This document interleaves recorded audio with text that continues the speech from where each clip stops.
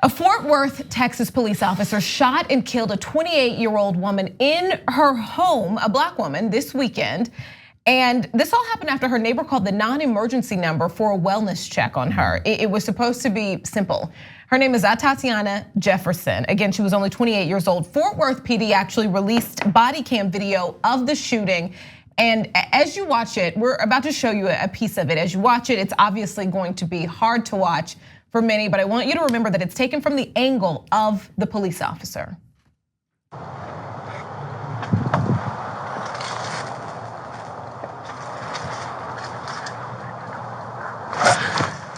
your hands up, show me your hands. All right, so the officer's name is Aaron Dean. He quit this morning, actually, and here is interim police chief Ed Kraus on that. My intent was to meet with him today to terminate his employment with the Fort Worth Police Department.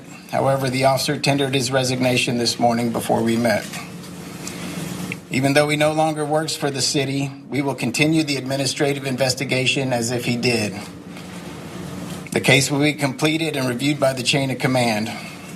Had the officer not resigned, I would have fired him for violations of several policies, including our use of force policy, our de-escalation policy, and unprofessional conduct.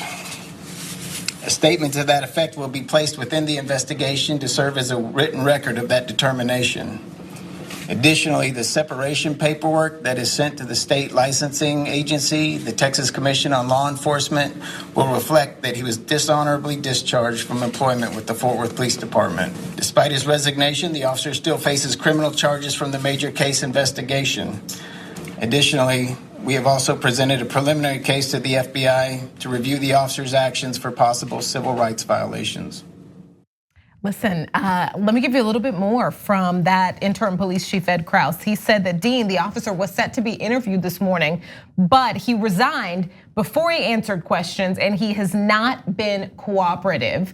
Also, the chief was asked, what does he say in moments like this when people say, hey, listen, shootings like this, police shootings like this is why people, the public, the community doesn't trust the police. And he said, I tell them, I get it. Nobody looked at that video and said there's any doubt that this officer acted inappropriately. I get it. I think the strongest, most appropriate reaction that I've ever seen after a police-involved shooting from the police department, from the head police officer. I was surprised and thankful for this type of reaction. Yeah, it's, we've been through this a lot of watching these videos, and it's really kind of painful every single time because you know how it always ends, and it's really rough. But there are a lot of police mistakes. I think our standards have sort of been lowered lately of, they usually, it's the blue line, we protect all of our people, but no, to say that, no, this is a violation of many of our policies. We're going to fire this person had they not resigned. We're gonna try to take responsibility. You still kind of wonder about the structural issues in policing that lets these sort of things happen. But yeah, you're right. That is from what we've seen, and we've seen some really terrible reactions to this. I was at least humbled to see something like that. It's obviously so horrifying to see, and I think that one of the things that constantly comes up is that white people need to continue to play their part in calling out police violence. Most of the police violence we've seen feels like it has, either direct racial connotations or some racial edge to it. And I think it's important that these issues like systemic police violence are treated with an all hands on deck kind of approach by society. And I think I don't think that a lot of white people feel fear when a wellness check would be called on them. So I think the responsibility socially to be involved in issues like this is actually heightened.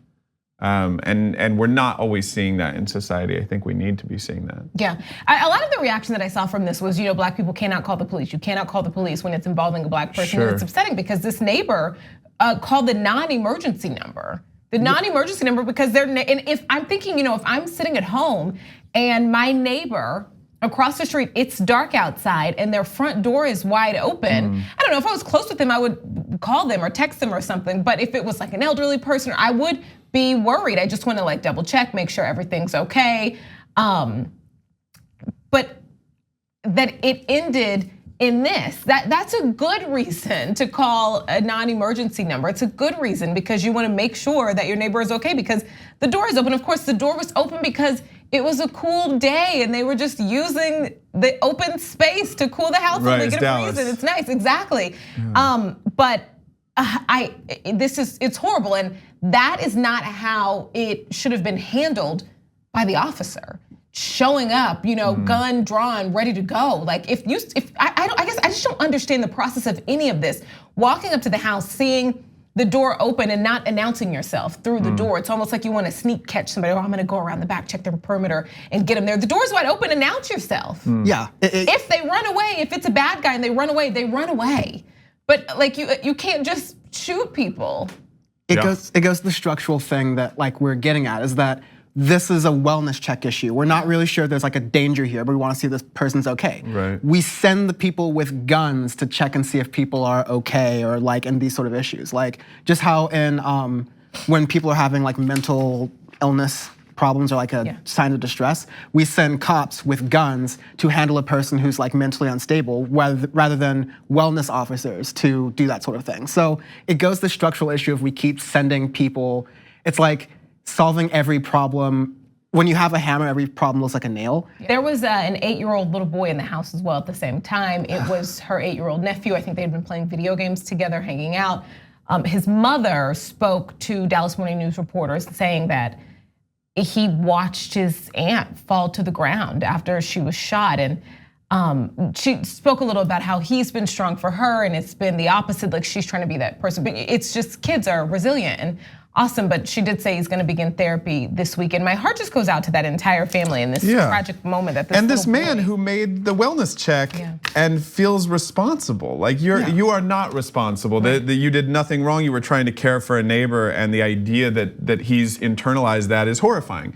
We're talking about an issue that is going to take going to require a really broad approach across society, right? Yeah. We're going to need policy change. We are going to need kind of thought process change. As I said, particularly on the part of white Americans, who have that level of privilege of not fearing the police. We're gonna need all these different parts of systemic change. And we need to get busy doing that work. We're seeing constantly this world where people are terrified of either calling the police or having the police come to them or whatever, worried that a situation can constantly escalate. Traffic stops.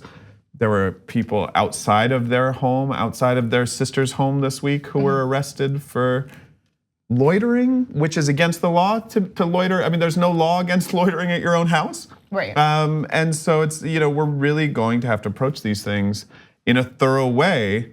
And as I say, I think, this is one of the societal issues where white Americans are continually kind of backing out and laying in the cut and need to be on the front lines. Thanks for watching The Young Turks, really appreciate it. Another way to show support is through YouTube memberships. You'll get to interact with us more. There's live chat emojis, badges. You've got emojis of me, Anna, John, JR. So those are super fun. But you also get playback of our exclusive member-only shows and specials right after they air. So all of that, all you gotta do is click that join button right underneath the video. Thank you.